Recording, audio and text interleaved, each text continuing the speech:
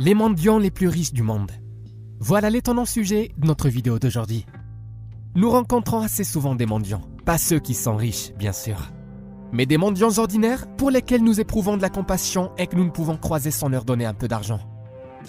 Mais saviez-vous qu'il y a des mendiants de rue ordinaires qui vivent mieux que certains millionnaires? Bien évidemment, tous les mendiants sont différents et il y a parmi eux des personnes parfaitement convenables. Mais ne dévoilons pas immédiatement toutes les intrigues et tous les éléments intéressants de notre édition d'aujourd'hui. Examinons la question et parlons des 10 mendiants les plus riches du monde.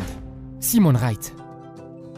Simon Wright est un mendiant de 37 ans qui est aujourd'hui connu comme étant un escroc. Il a passé plusieurs années à faire semblant d'être un sans-abri, à demander l'aumône aux passants, mais il s'est finalement avéré que Simon Wright gagnait par son douteux commerce $400 par jour et vivait dans un appartement d'une valeur de $380 000 dans un grand quartier de Londres.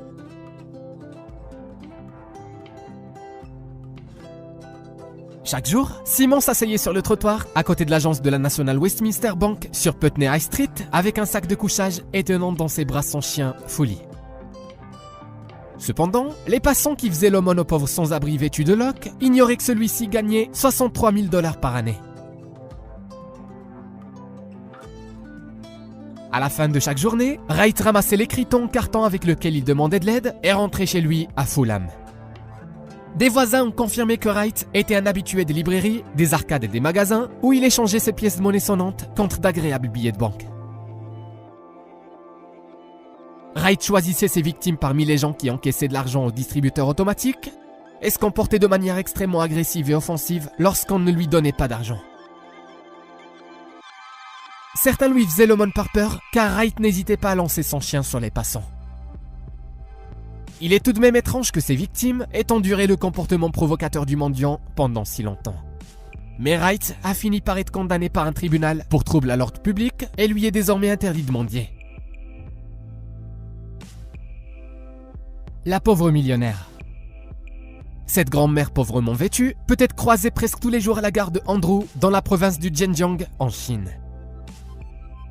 Si vous vous arrêtez près d'elle, elle vous racontera comment elle s'est, soi-disant, retrouvée à la rue et vous demandera de l'argent pour manger. Un jour, des employés de la gare s'étant lassés de son voisinage et voulant se débarrasser de la pauvre femme, tentèrent de la convaincre d'aller dans une maison de charité pour personnes âgées, des établissements peu nombreux en Chine.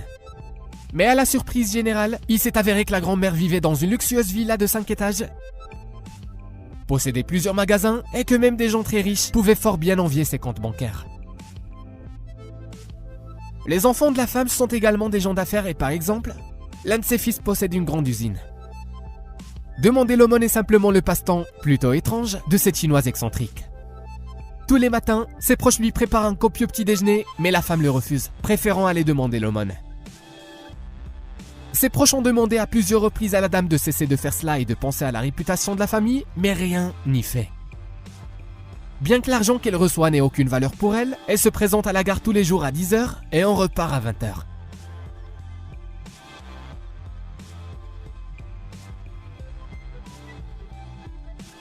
L'administration de la gare doit informer les passagers plusieurs fois par jour par le biais de haut-parleurs que la vieille dame qui demande l'aumône est une fraudeuse et qu'il ne faut pas lui donner d'argent, mais cela arrête peu de gens.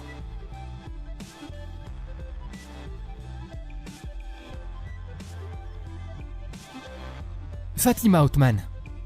Une sans-abri de 50 ans, Fatima Othman, est morte dans une rue de Beyrouth. Pendant la guerre civile au Liban, la femme a été blessée, ce qui l'a rendue partiellement paralysée et l'a obligée à vivre dans une voiture de location pendant les 20 dernières années de sa vie. Son corps a été découvert par la police et après un examen médical, il a été déterminé qu'elle était morte d'une crise cardiaque. Cependant, un livret d'épargne à son nom a été trouvé en possession de la défunte. Il s'est avéré que Fatima avait sur son compte 1,7 milliard de livres libanaises, soit environ 1,1 million de dollars. Lors de la fouille de la voiture qui a servi de domicile à la pauvre femme, quelques 3 000 $ ont été trouvés. Les forces de l'ordre ont remis le corps de la femme à ses proches, vivant dans le nord du Liban. Les membres de la famille ne connaissaient pas le mode de vie de Fatima et ne s'attendaient pas à ce qu'elle ait pu économiser une pareille somme.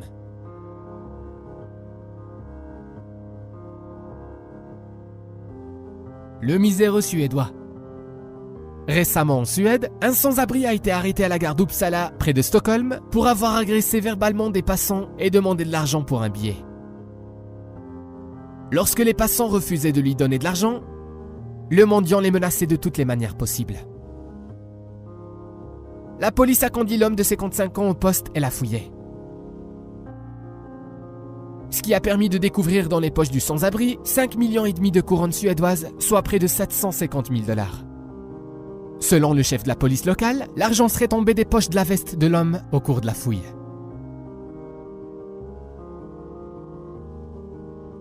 Le millionnaire suédois a été accusé de fraude et de présomption de vol. On se demande bien s'il est parvenu à rassembler une telle somme en demandant l'aumône aux passants ou s'il a volé quelqu'un. Et surtout, pourquoi transporter autant d'argent? Papou Kumar. Papou Kumar, 30 ans, originaire d'Inde, était jadis ingénieur. Mais après un accident du travail, il a perdu son emploi et s'est mis à vagabonder.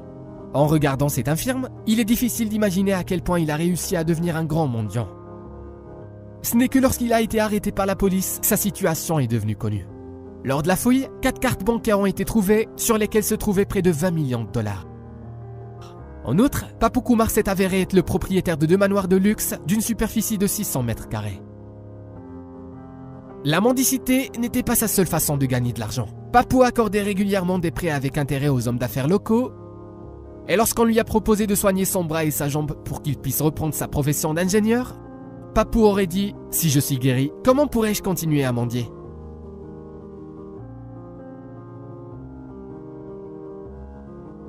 Bharat Jain. L'Indien Bharat Jain est le mendiant le plus riche du monde. L'homme de 50 ans gagne sa vie en demandant l'aumône dans les rues de Mumbai. Vous n'avez pas idée de l'argent qu'il a pu gagner en mendiant seulement 8 à 10 heures par jour. Bharat gagne environ 360 $ par jour. Il possède 2 appartements de luxe, dont un dans lequel il vit avec sa famille. Famille de gens d'affaires par ailleurs, il possède une petite papeterie qui vend des fournitures scolaires et qui produit un bon bénéfice. Mais ce revenu reste très loin de ce que rapporte le métier de mendiant. Bharat Jain figure donc toujours sur la liste des mendiants les plus riches du monde et en Inde, il est même au premier rang. La somme d'argent précise qui se trouve sur ses comptes bancaires n'est pas connue, mais elle s'élève à plus de 20 millions $. Will Anderson. Devant l'échec de sa carrière de scénariste, Will n'a rien trouvé de mieux à faire que d'aller dans les rues et de demander l'aumône. Chaque jour, il s'assoit la main tendue sur le bord de la route avec son fidèle chien Riz qu'il a adopté pour attirer l'attention des passants. La plupart des gens aiment les animaux et le panneau « Aidez-moi à nourrir et à soigner mon chien » laisse peu de gens indifférents. De sorte que Will gagne facilement 200 à 400 $ par jour et loue un appartement à Manhattan. En quelques années, il a économisé suffisamment d'argent pour quitter ce métier et retrouver un travail normal.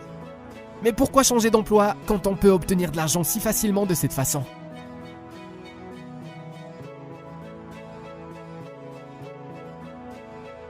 Jean-Marie Rougal. Un sans-abri de 47 ans qui mendiait dans les rues de Paris est devenu une célébrité en écrivant un livre à succès sur sa vie. Jean-Marie Rougal a vécu dans la rue pendant 25 ans, gagnant en moyenne 80 € par jour, ce qui était suffisant pour se nourrir et se loger. Il était fier que Jean-Paul Belmondo lui-même lui ait un jour donné 10 €. Aujourd'hui, après avoir vendu 37 000 exemplaires de ses mémoires « Je tape la Manche », l'ancien sans-abri est désormais fréquemment invité à la télévision. Une rencontre fortuite qui s'est transformée en amitié a complètement changé la vie de l'homme. Un jour, un passant a demandé à Rougal de surveiller son vélo pendant qu'il faisait ses courses sur les Champs-Élysées.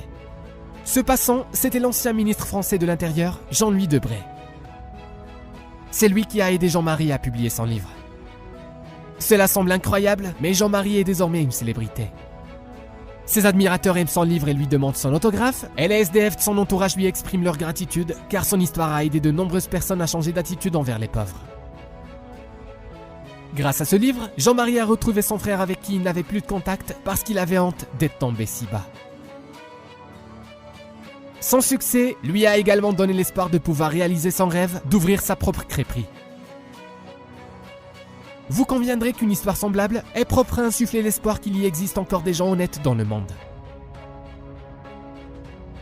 Ted Williams. Ted Williams est le mendiant le plus riche des États-Unis et l'incarnation du rêve américain. Encore tout récemment, l'homme de 53 ans de Columbus, dans l'Ohio, était un sans-abri inconnu qui demandait l'aumône au bord de la route, alors que maintenant, presque tout le monde le connaît. Bon, pas tout le monde, mais beaucoup de gens. Il donne une interview après l'autre et gagne bien sa vie. Jadis, Ted travaillait comme annonceur radio, mais ses problèmes d'alcool et de drogue l'ont poussé dans la rue. C'est un journaliste local, Doral Chenoweth, qui a offert au clochard la chance de recommencer sa vie. Le journaliste a rencontré le mendiant sur le bord de la route, alors que celui-ci tenait un panneau disant « J'ai reçu un don de Dieu, ma voix. Je suis un ancien présentateur radio qui traverse une mauvaise passe. S'il vous plaît, toute aide sera acceptée avec gratitude. Merci et que Dieu vous bénisse. Joyeuses fêtes. » Après avoir lu l'inscription, le journaliste a décidé de donner $1 au clochard, mais pour cet argent, Ted Williams devait montrer son talent et laisser Chenoweth s'assurer de l'existence de ce don de Dieu. La performance de Ted a été filmée par le journaliste et la vidéo est rapidement devenue un succès sur YouTube. Bref, aussi improbable que cela puisse sembler, le lendemain matin, Ted Williams s'est réveillé célèbre. Maintenant, l'ancien sans-abri est très demandé et Williams a créé une association caritative qui porte son nom. L'idée est d'aider les personnes talentueuses qui ont besoin d'un soutien moral et matériel. Nous pouvons sans doute affirmer que le cas de Ted Williams est une magnifique illustration de l'expression « tout est possible ».